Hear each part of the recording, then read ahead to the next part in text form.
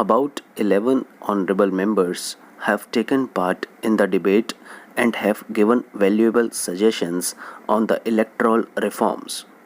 The bill that is before the House is only on one point, that is, countermanding of elections should not be there if an independent candidate dies. But taking this opportunity, almost all the members have expressed their views on the need for electoral reforms at an early date. As far as this bill is concerned, I don't think there will be any objection from any member. Even the honorable member who moved this statutory resolution said that if the government assures that it is going to bring in a comprehensive electoral reforms bill as early as possible, he has no objection to this. This ordinance had to be issued because of the experience in parliament and assembly elections in various states, particularly in the state of Punjab. During the last Punjab elections, a number of candidates, particularly independent candidates, were killed, and that has made the government think seriously what it should do. Elections in 13 parliamentary constituencies, including the ones in Punjab, were countermanded. Elections in 22 assembly constituencies in the whole country, including 9 in Punjab, had to be countermanded. So the high incidence of deaths has made the government think and come forward with an ordinance which will enable the elections to go on in spite of deaths of independent candidates. The effect of it you have seen in Punjab. This time the incidence of deaths was not so high. We were able to conduct the elections, and the government elected by the people of Punjab was resorted after a long time. I hope the House will agree unanimously as far as this part of it is concerned. About the electoral reforms, the government is also more serious. We have seen making a lot of efforts. I will come forward with some of the suggestions later, but as the Honorable Member Dr. Jain has said, a lot of effort has gone into this thinking about the electoral reforms. The Prime Minister called a meeting of the leaders long back, and later on, late Shri Dinesh Goswami, who was the Minister of Law, had constituted a committee under his chairmanship and made a deep study and had come forward with 2 or 3 bills. 3 bills are also pending with the Parliament. We could not proceed with them. Regarding delimitation of the constituencies, we have introduced a bill recently. The bill that was introduced earlier was based on the 1981 census. Now the 1991 census is over. We thought we should take advantage of that and go in for delimitation of the constituencies. One of the suggestions that have been made by the members was that the scheduled caste constituencies should be rotated. This is also under the consideration of the government. About the appointment of election commissioner and other things, the government is of the opinion that we should take up these things along with other suggestions. Only after that, and after consulting the opposition leaders, the government will take a decision and we will come forward with a consolidated bill. This process we have already started.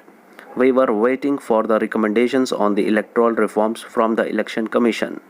We have received them only recently. We are trying to produce a paper and consult various political parties. We expect to complete this consultation process before the Parliament session ends in May 1992. If possible, we will try to bring forward the bill during this session itself. Otherwise, in the next session of Parliament, we will bring a consolidated electoral reforms bill before this House. Shri Dinesh Goswami's suggestions have been taken into consideration. The committee headed by him has done a good job.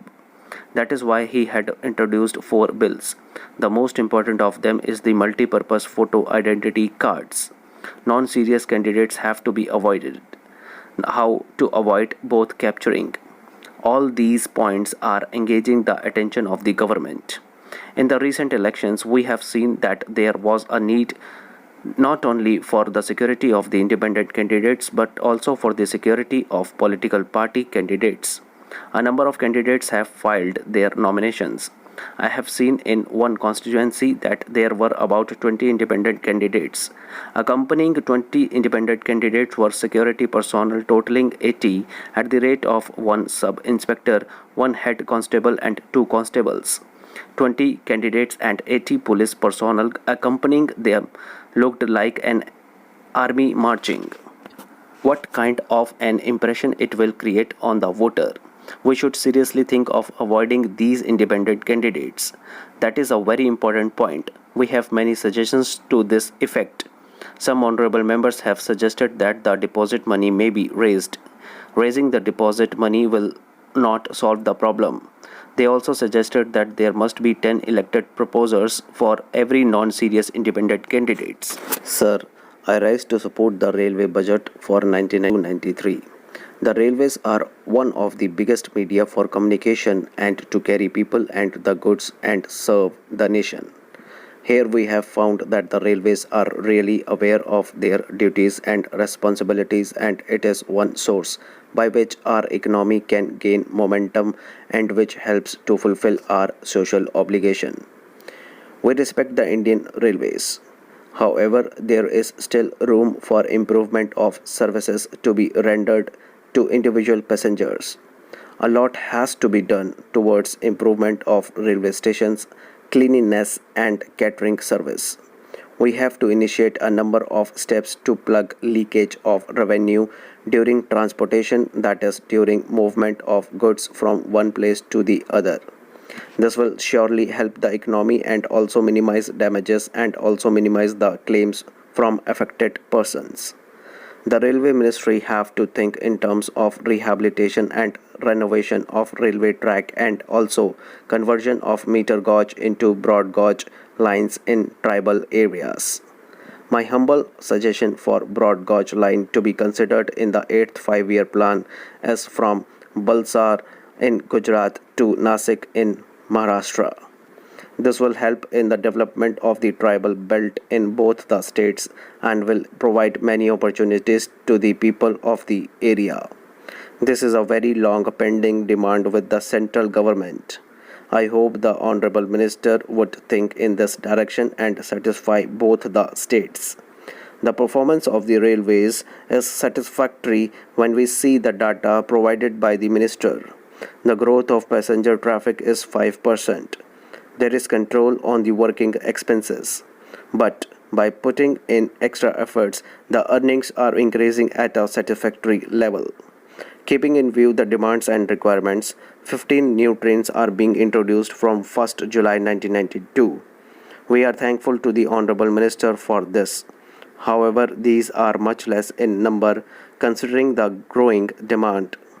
The Service Improvement Group is to be activized so that the local problems of each and every area could be attended to and resolved to the greater satisfaction of the passengers. In this connection, I demand that computerized reservation system should be introduced at Surat in Gujarat. As you know, Surat is an industrial center. This is a long-standing demand. It is high time computerized reservation system was introduced at Surat.